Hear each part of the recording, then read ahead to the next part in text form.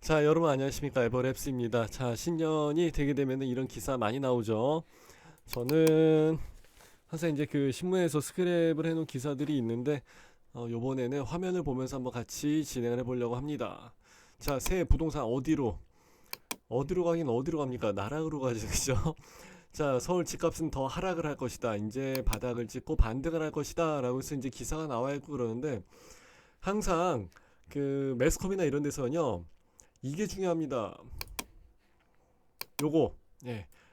일방적인 의견만 가지고 하는 게 아니라 이제 밸런스를 좀 맞춰야 되기 때문에 올라갈 것이라 이야기하시는 분들 좀 일부 예, 한 반 정도 가까이 좀 비중 있게 예, 배치를 하고 또 지금 상황으로 봐서는 좀 더 많이 떨어질 것 같다라고 또 말씀을 하시는 분들도 역시 좀 한 반 정도 역시 비중 있게 배치를 하고 이런 식으로 해서 이제 진행을 해서 이제 패널들한테 각자의 이야기를 한번 각자의 이제 논리대로 어, 그렇게 해서 이제 과연 내년도 시장이 어떻게 될 것인가를 점쳐보는 이야기를 하곤 합니다. 예, 항상 이제 하죠.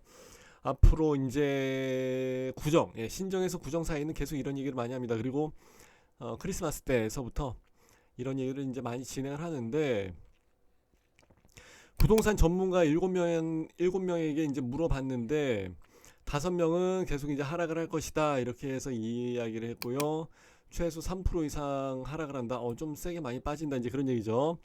제가 항상 이야기했던 게 이제 이거죠. 고금리 여파로 미국발. 그러니까 이건 항상 우리나라 마음대로 될 수 있는 부분이 아니라고 해서 말씀드렸죠. 그래서 경기 침체에 빠질 가능성이 커서이기 때문이다. 네. 그래서 상반기까지는 금리 인상이 이어지고 금리 인상이 이제 바로 떨어진다 할지라도 그 부동산 시장의 여파가 가는 데까지도 약간의 그 갭이 좀 있습니다. 시간적인 갭이 있기 때문에 어떻게 되든지 간에 뭐 기준금리가 뭐 예를 들어서 5% 가던 게 갑자기 1%로 확 떨어지거나 그런 건 아니잖아요. 이제 조금씩 이제 떨어지면서 가니까 어찌 됐든지 간에 그러면서 경기 위축까지 있으면서 집값이 될 것이다. 그래서 이제 수요 부진과 거래 절벽 현상이 계속된다는 진단이다 라고 해서 이야기를 했었는데 글쎄요 또 그 사이에 이거는 1월 2일 날 월요일 날 엊그제에서 나왔던 내용이고 또 어제 저녁에 그리고 이제 오늘 뉴스 나온 거 봐서는 또 뉴스가 굵직한 게 많이 나왔죠. 제가 뭐 서울을 빼고서 글쎄 과연 뭐 저기 갑자기 생각이 안 나네. 저기 성남, 네, 수지? 아니, 갑자기 이렇게 생각이 안 나지. 하여튼, 거기랑 분당도 마찬가지고, 이런 데를 과연 풀 수 있을까? 진짜? 이렇게 해서 생각을 했는데, 웬걸 다 풀었죠, 그죠? 서울도 다 풀었습니다. 그리고 이제, 용산, 그리고,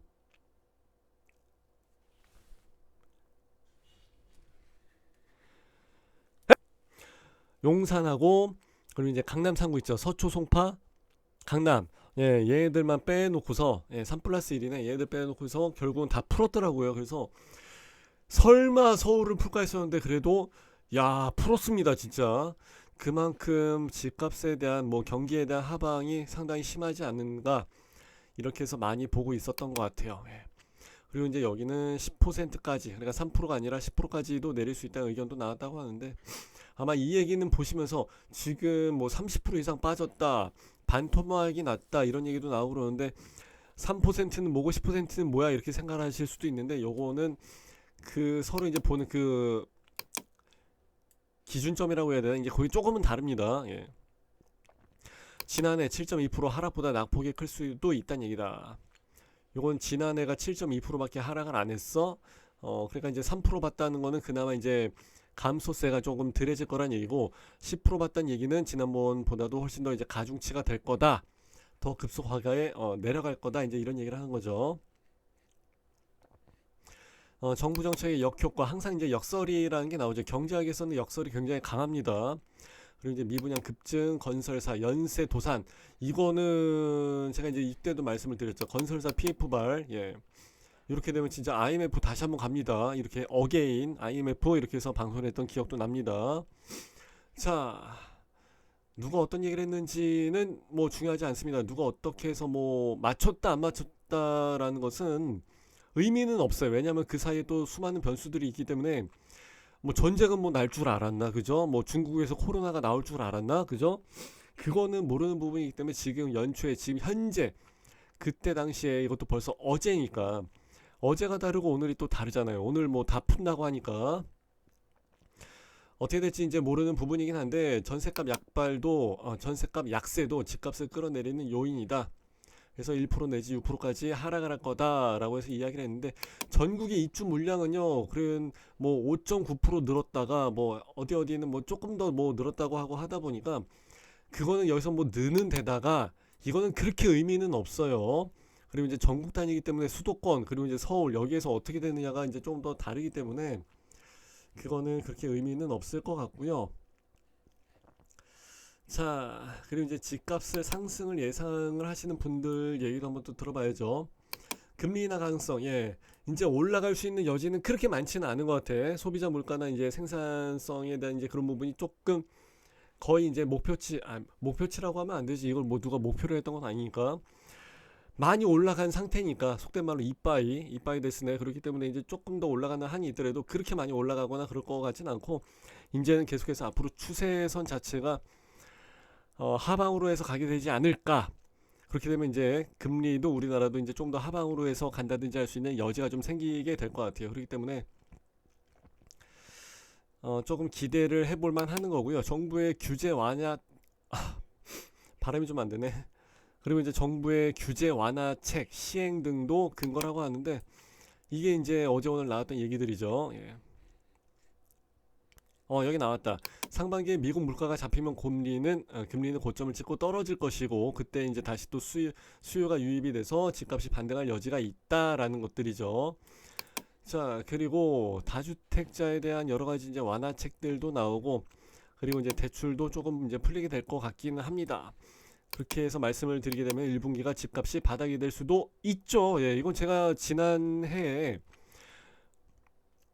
22년도 겨울하고 23년도 봄 시장에서는 잡고 들어가야 됩니다. 하나씩은 매수하고 들어가야 됩니다. 라고 해서 말씀드렸던 내용이랑도 거의 비슷하죠. 예.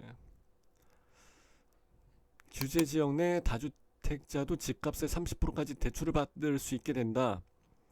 이거는 그렇게 의미는 없게 될 것 같고요. 15억 원 초과에 대한 주택담보대출 요거는 허용이 됐다는 건 의미는 좀 큽니다. 그래서 이제 분양시장이라든지 이런 데가 조금 달라질 것 같아요. 부동산 시장 중에 일부가 분양시장이지만 또 전혀 괴를 같이 하기만 하는 건 아니에요. 조금 또 달라질 수도 있어요. 자, 집값이 고점 대비 40% 이상이면은 40% 이상 조정을 받으면은 집값을 사라라는 의견이 많지만 매수 시점에 대해서는 제각각이죠. 예, 사람마다 보는 타이밍이 좀 다를 수 있기 때문에 1분기가 적정 시점이라고 해서 이야기를 하신 분들도 계시긴 계십니다. 반면 급할 것 없다는 아니에요. 왜냐면은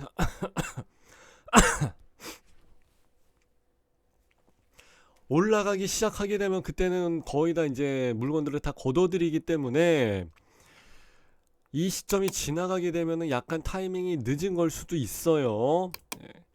그리고 매수 타이밍을 잡는다는 게 사실 이거는 쉬워요. 매도 타이밍이 어려운 거지. 그래서 항상 매도는 그래서 항상 우리가 부동산 바닥에서 이야기할 때 뭐라 그럽니까? 매수는 기술이고 매도는 예술이라 이렇게 해서 이야기하지 않습니까? 그죠? 일단 자기가 가용할 수 있는 금액을 정확하게 확인하고서 목표 금액을 정확하게 해서 싸게 사는 것이 중요하다 그랬는데 어차피 이제 저는 분양권 전문으로 해서 하는 강사이기 때문에 분양권 시장에서는 계약금 10%만 내면은 일단은 3년 동안 일단 돌아는 갑니다. 그렇기 때문에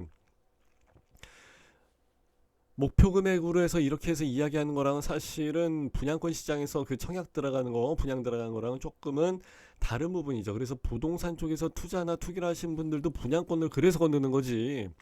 일반적인 아파트를 그냥 매수를 한다든가 이렇게 해서 하지는 않아요. 예. 자, 하여튼 제가 이제 저번 시간에도 말씀을 드린 게 있었죠. 예, 거주 목적으로 해서 집을 살라는 것과 투자의 그 자금 계산법은 완전히 다릅니다.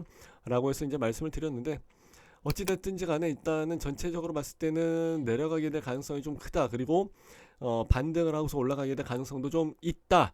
라는 이야기가 줄을 이루는 것 같아요. 예, 근데 제가 봤을 때는 저는 이제 현장을 좀 많이 돌아다니고 하다 보니까 그리고 이제 저 같은 경우는 사실 현장을 좀 많이 돌아다니다 보니까 그 현장에서 매수세랑 매도세의 그 체감되는 부분이 좀 굉장히 많이 있습니다. 예를 들어 갖고 이제 항상 그래갖고 이야기를 하자면은 송도나 청라 같은 케이스는 지금 분명히 매수세가 있다고, 그 매수세가 꽤 많이 느껴집니다. 그냥 뭐 일반적인 어떠한 한 면을 가지고 이거를 뭐 일반화시킨 그런 논점의 오류 같은 게 아니라 물건을 걷어들이시는 분들도 분명히가 아니라 분명히 많이 계셨고, 그리고 이제 매수에 이제 뛰어드시는 분들도 많이 느꼈죠. 왜냐면 현장에서 저도 부동산들이랑 많이 이야기를 하고 우리 전국에 수강생들이 많이 있잖아요. 그죠? 그렇기 때문에 제가 봤을 때는 지금 이 정도면 떨어질 만큼 떨어졌다라고 해서 생각을 하시고, 예, 매수 쪽으로 해서 들어가시는 분들이 분명히 계시다고 생각을 해요. 예, 분명히 그렇게 이제 많이 느껴졌고, 그렇기 때문에 바닥 찍고 반등할 수 있을 것 같아요. 그래서 지금 계속 규제 완화 일변도로에서 가고 있기 때문에 제가 봤을 때는 잘하면 이제 금리도 낮아지고 하다 보니까 바닥을 찍고 반등할 수 있지 않을까, 이제 그렇게 한번 생각을 해 봅니다. 어찌됐든지 간에 규제가 좀 많이 좀 철폐가 되고 해가지고 좀 부동산이 좀 이렇게 좀 시장이 좀 돌아가야 돼요. 시장은 무조건 돌아가야 됩니다. 그래서 그래서 이 이야기는 부동산 가격이 높아져야 된다 그런 얘기는 아니에요. 높아지게 될 가능성은 많이 있어요. 그런데 그거랑 규제 때문에 시장이 돌아가고 안 돌아가고는 사실 전혀 다른 문제거든요. 지금 같은 경우는 뭐 지금 같은 경우는 뭐 양도세 77%막 걷어가 버리고 하는데, 그럼 사고 팔고를 누가 하겠냐고 사실. 그죠? 그래서 여러 가지 뭐 세금이나 여러 가지 문제가 좀 많이 있고 하다 보니까 이렇게 되면은 세금분에 대한 부분이 전가가 되질 않기 때문에 오히려 좀 더 거래가 잘 돌아갈 수 있는 여지가 되긴 될 것 같습니다.